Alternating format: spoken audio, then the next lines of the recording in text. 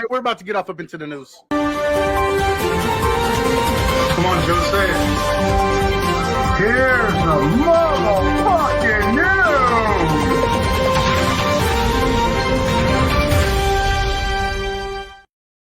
Well, man, I forgot about this. I just heard it. It's been a little while since we officially talked about the news. I'm sorry, Tiffany. You're fine. It doesn't You're take good. much to, humor us or, Honestly, I was like chuckling internally too because I was like, "Oh my god, that's hilarious." Here's Because I forgot what movie that was. Because I got off the movie and he's like, it's the motherfucking news. That's not Anchorman. because as soon as I heard that, I was like, "It sounds familiar." I don't remember exactly what movie it's from, but I was like, Okay. "I've heard that before." Oh.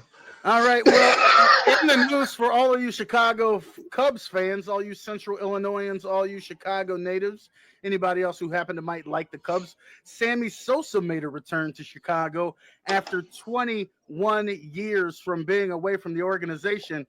Not only did Sammy Sosa return to the Cubs, but it appears that his skin tone has returned as well. Godson, what are your thoughts on Sammy Sosa? He's, at one point, he was a shade of pink that nobody could describe. And it seems as if maybe he's been oxygenated and the skin has returned to his face. Oh, God. Look, it's the fact that's the news and we're on this because I've been watching the memes all day. I wish I had a bunch of them ready. I'm so mad. I wondered if other people had noticed. Yes, you weren't the only one. I'm not the only one who's noticed. You're not the only one. No, his color has returned. I feel like he might have went home. He might have got dark. I'm not sure what happened. I thought maybe he got oxygenated. I don't know, but what I do know is he's looking better. He is. You know what I mean? He's looking good. And hopefully, 22 years, 21 years, something like that. 21 years. 21 years. Yeah. Hey, hopefully after 21 years, he's kicked the steroid juice. He ain't got a slug for home runs no more. So you know what I really hope, because it definitely was a controversial thing when it first came out, where the photos were showing him looking like he had been altered in some ways. I just hope that he's living his best life and he's living his best healthy life. However that presents and however he wants to present to the world.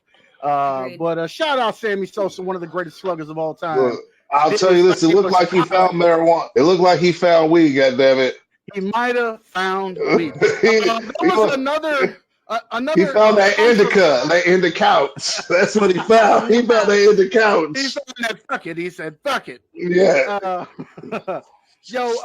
Controversy struck over the weekend. Well, technically not over the weekend. This past Thursday, Juneteenth, federal holiday, where we celebrate the independence of Black folks in our country. We know that it took over a year for that news to reach Texas, which Juneteenth celebrates 2 years. Excuse me, don't let me be out here misrepresenting information. But Kroger's was out here trying to prostitute another holiday, because we know that there can't be a holiday without it being prostituted. And so they tried to get in on the action. And here are a couple of the cakes that Kroger's is getting backlash over. It's not funny. It's not funny. I mean, but I want to know. It makes me from wanting to be mad. It's like I don't want to be mad, so I can only laugh. Who authorized this? Like, it's extremely distasteful, though. Oh yeah, it is. It is. Like it's not my place to speak on it, but that's just my take. It's extremely just distasteful and insulting and disrespectful. Like, who in their right mind, signed off on that and was like, that sounds like a good idea. Like, that is a terrible idea. Well, I just don't understand how they didn't learn from Walmart's kerfuffle from 2022 when they tried to capitalize on the Juneteenth ice cream. It's for me. It's with the slogan saying "Get in on the culture." It's not their culture to get in on. What are we talking about? It's not their culture to get in on. Yeah, they don't understand that. They think it's just like I heard Trump speak the other day, or not even speak. True Social, whatever his social media is, but he's like, it's too many federal holidays. The people don't want all these holidays, yada, yada, yada. We need to start deregulate or start taking back some of these holidays, start putting the people into work. On the day that we were supposed to be celebrating independence of our people, you know what I mean? And when I mean our people, I'm a hybrid. I'm mixed. My mama white, my dad blacker than black. Like, he black. I came out just a perfect shade.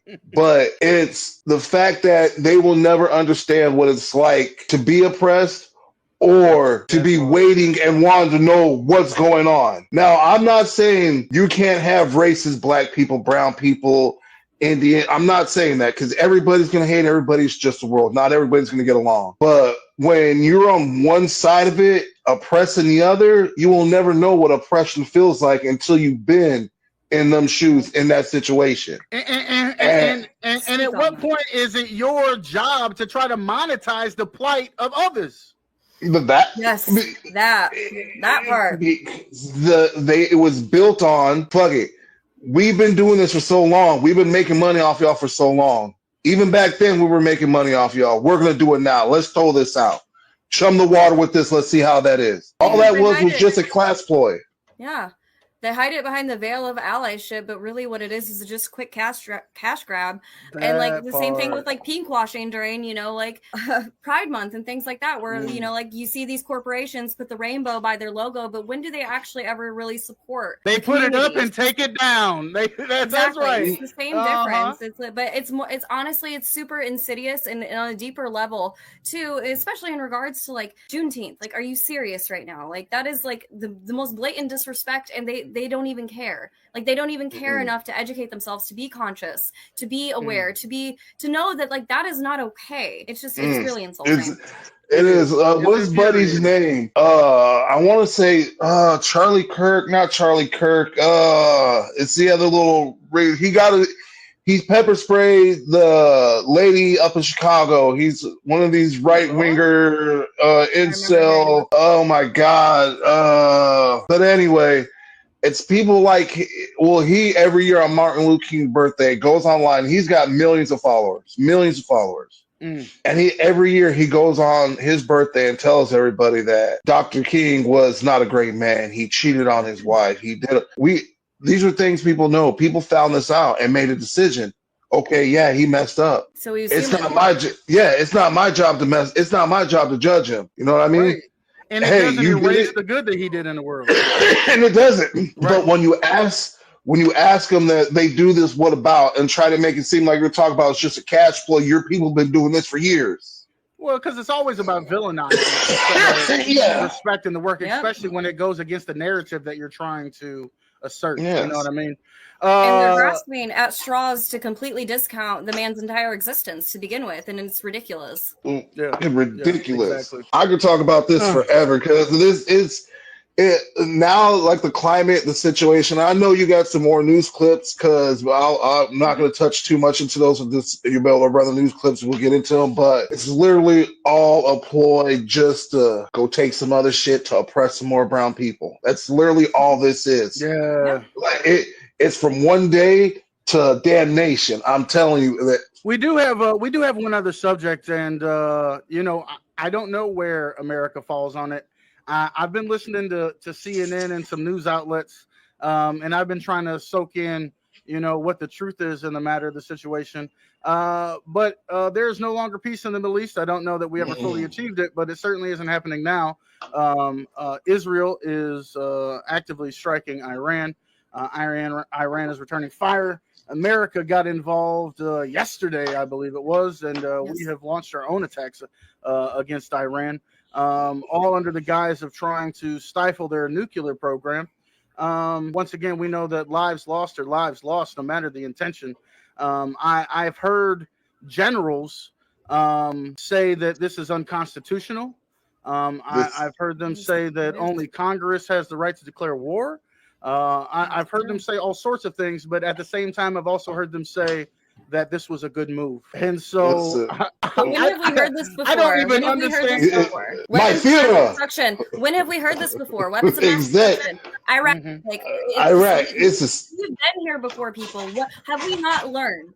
This is the same whitewashing rhetoric that they used to fuel hatred towards the Middle East back in the days of Bush. Nothing's changed.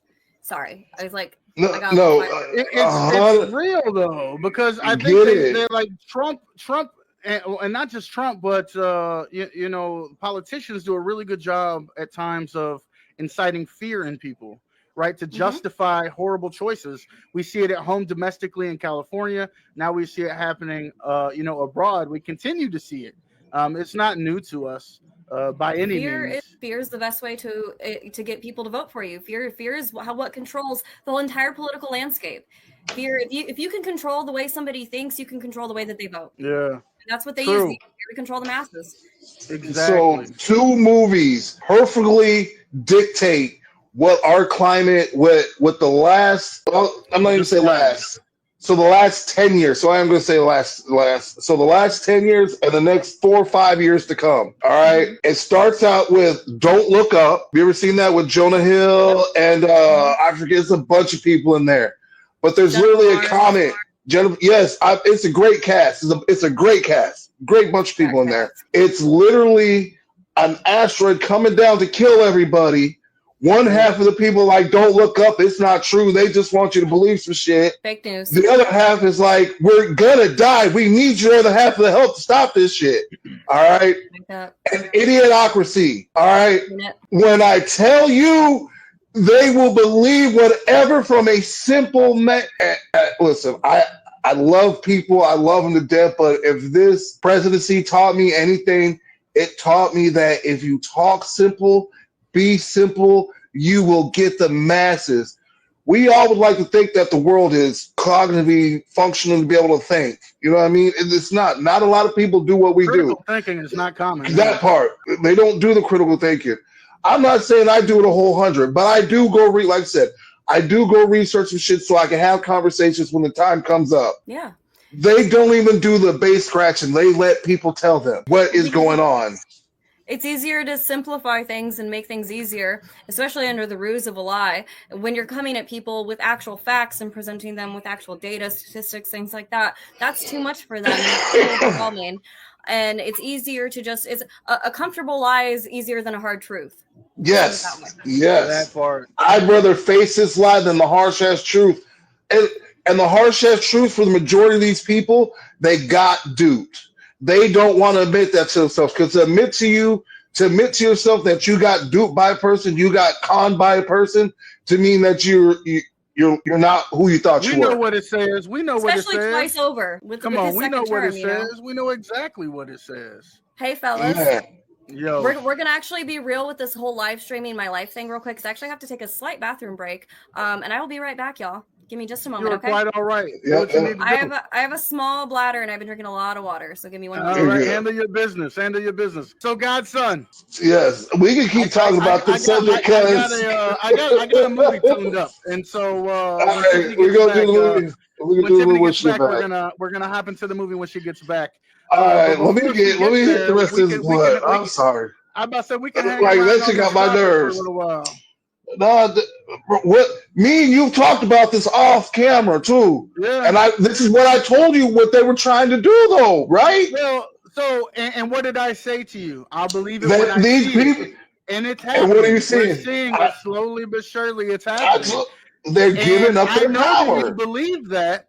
And I talked about this on the last word this past week, but we truly are going to have to fight for the democracy that we want for the future. The democracy that we want to leave behind, because we're watching it being dismantled right in front of our eyes. And I didn't believe that I would live to see it. I thought that there would be senators and congressmen and women who would fight for our democracy, who would not allow one person and one group of people to dismantle what has been the United States of America. But surely we are watching it slowly deteriorate. I told people in the very beginning of all this, if you didn't read Project 2025 or Agenda 47, you can't have a conversation with me. I wasn't lying about those things. I was like that at first, like that shit ain't gonna happen. You got this and them motherfuckers to stop it. Even they ain't gonna lose all that money to let him do what the fuck, right? Yeah. No, it's not about letting them. It's not about them losing the money. because in the end, they're going to get more money. I'll give you the lookalike power. Yeah, go ahead. Do what you need to do. Do what you need to do. You got to do your executive shit. Do you. What? Right. Oh, you finna give me? You finna keep giving me these bags? Oh, come here. That it's about putting certain people in certain places. Like the Trump 2028 hats aren't for sale. We're not going to pretend like the Trump 2028 hats aren't for sale. We're not going to pretend like it's not happening. We're not. No, I'm tired of people saying that this is not with you, Russ? A fascist regime. I'm not saying everybody's a fascist. I'm not even saying that his whole base is fascist. But what I am saying is the one who's in charge leading your base is a fascist. That man meets. So the 13, 14. I don't even feel 13, like you could call 14? Him that. I feel like yes. People way smarter than me. Man out for his own interests. You know what I mean? Like I know. So was Hitler. He's down for whatever label suits his purpose. So was Hitler. You know what I mean? But he'd listen, be a Republican. He'd be a Democrat. He'd be whatever to suit his purpose. He couldn't be a Democrat doing this. He couldn't. No, but I'm saying he would choose whatever he wanted to suit his purpose. Ladies and gentlemen, welcome back to one and only Tiffany Carwile. But what I'm telling you is, it's when you read 13 tenets of fascism, 14 tenets of fascism, it's 14 tenets. 14 is it 14? No, can you Google that? Because I want to make sure I'm correct. But it's like 14 tenets. You read more than I do. I had to make myself read the book. He meets all 14 of those. So what people did now was they took 7. The top 7 tenets of the 14, right? And if you meet all 7 of those, you're a fascist. It is 14. Right? I just verified it. It's 14. And I agree with you. I believe he's a fascist. He is. He operates in such a way. He could choose to be in any political realm. Now let's even let's take Democrats out. Whatever. He could be independent. Right. He could be more green, progressive. You know what I mean? A leftist even. But he's not. He is what he is. He's in the party that shows his truest colors. He could be his truest form, his true self. He really is this person. I agree with Joe wholeheartedly. He's had time and time again to show us who he is as a person, because even if somebody identifies as a Republican politics, that doesn't mean that they have to be completely inhumane and discount entire lives. Let's remember COVID, where he completely discounted the entire country, and just left us on our own. And provided misinformation. I almost want to believe he contributed to the downfall of some people. Yes, he did wholeheartedly. You can't tell me that people lost family members because of things that Donald Trump said. That happened. That for sure happened. That happened. Yeah, and they want to rewrite history. So I'm sorry, Tiffany. I'm super touchy like this here. You're okay. But growing up, I didn't do all this politics shit. Me and Milk, we lived the life of we're gonna do what we need to do to take care of ours. You know what I mean? We lived in our lives, man. We weren't socially conscious like that. If you hear, I'm with you here. We gonna make it, right? And that's how we live it. But as I got older, I realized that my bubble had to get bigger because I'm not the only like-minded person. Exactly, I'm not the only person who thinks like me. Like I said, I'm down to learn everything. I'm down to touch. I may not go 100 into it, but I'm down to learn subjects and learn what I need to learn. That's what matters. You know what I mean? Is honestly the willing to learn and grow. That's the important thing. I come from a different background a little bit. What was that? I was just saying contribute on your level. Oh, absolutely. Yeah, contribute on your level. That's a very good point to make. Everybody's contributions to just even the advocacy, activism things can all look different, come from all walks of life. It could be, writing, it could be speaking out, it could be making music, art, it doesn't matter. You know what I mean? It could be sharing things, with friends and family, or just ripples make waves. So I totally understand. A lot of people's intro to politics was exactly like your guys's. I come from a little bit different background. I came from a family of staunch Republicans on both sides of my family. And, I was the black sheep, but I felt they were really, I don't know, I felt just completely removed from my family because I never aligned with any of their beliefs, politics. They were all very racist, all just honestly, the scum of the earth. I'm not even gonna lie. My immediate family are terrible people. I'm excommunicated from them for a reason. But I never resonated or agreed with any of the politics or any of the moral beliefs that they ever had. And I was honestly always just outed as I'm too good for them, or I think I'm better than everybody, or I think I know it all.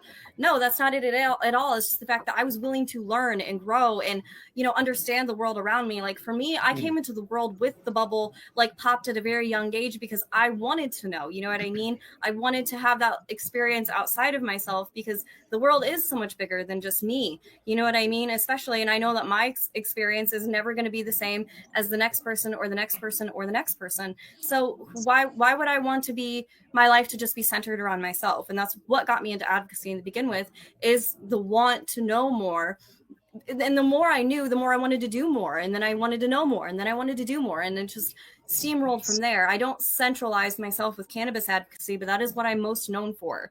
I have been all over the spectrum when it comes to advocacy, and anything that touches human rights or social justice, you can find me. Took those deep into it. Gotcha. Yeah, like, because like let's be real. All suffering touches each other, and at the core of it, a lot of it is racism. Let's be real. Let's be real about where it all connects. There's an intersection of injustice, and that is the core of it, to be quite honest. And I've noticed that at a very young age. So I became extremely outspoken since, honestly, in high school. I started my first published poem was in high school, and it was about the social divide. Actually, that's what the poem was called, was The Social Divide. And that was in like the Bush era. And I really started speaking out as a young kid, and it's only grown from there. So I have strong feelings as well. But no, I agree. I feel that. So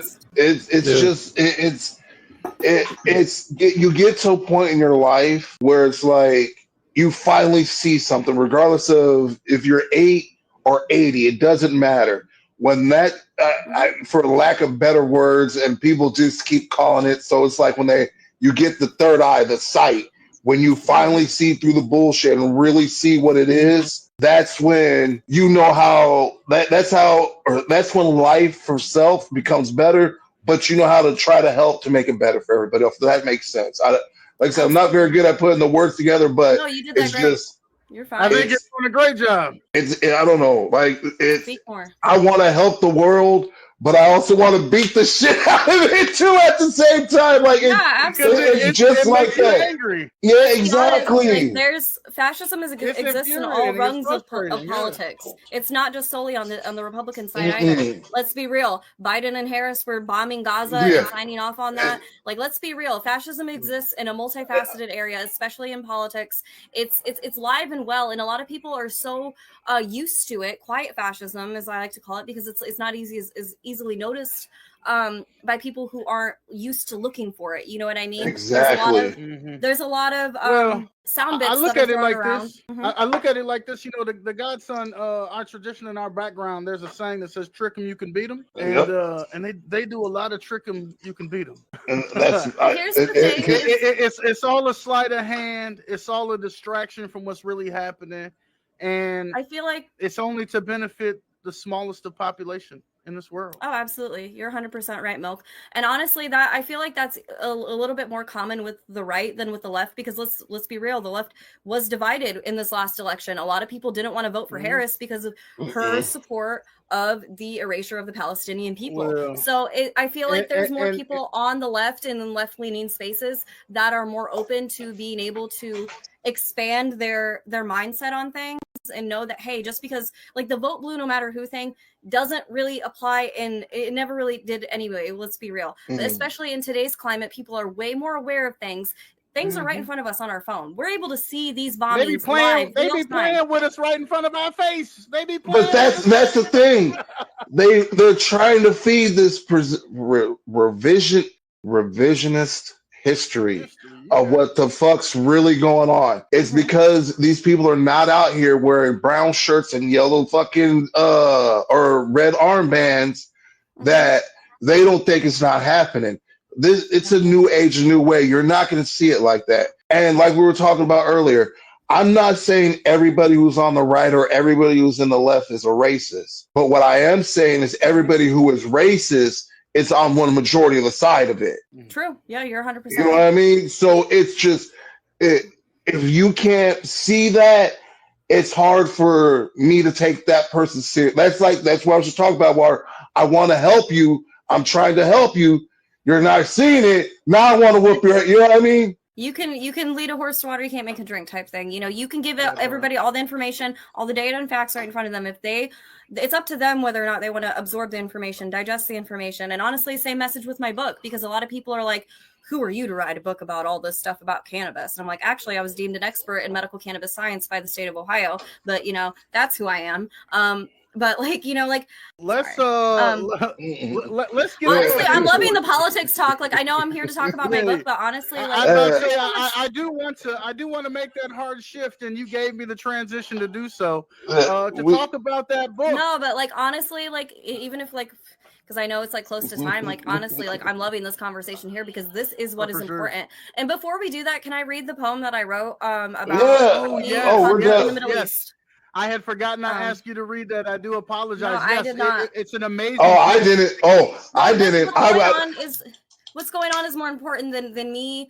So like honestly, like the focus of the conversation being about this, I'm not upset about it at all. Honestly, like there needs to be more conversations like this in all kinds of spaces. Yeah. Like this is so much more than us. Like we are the, you know, just fragments in the grand scheme.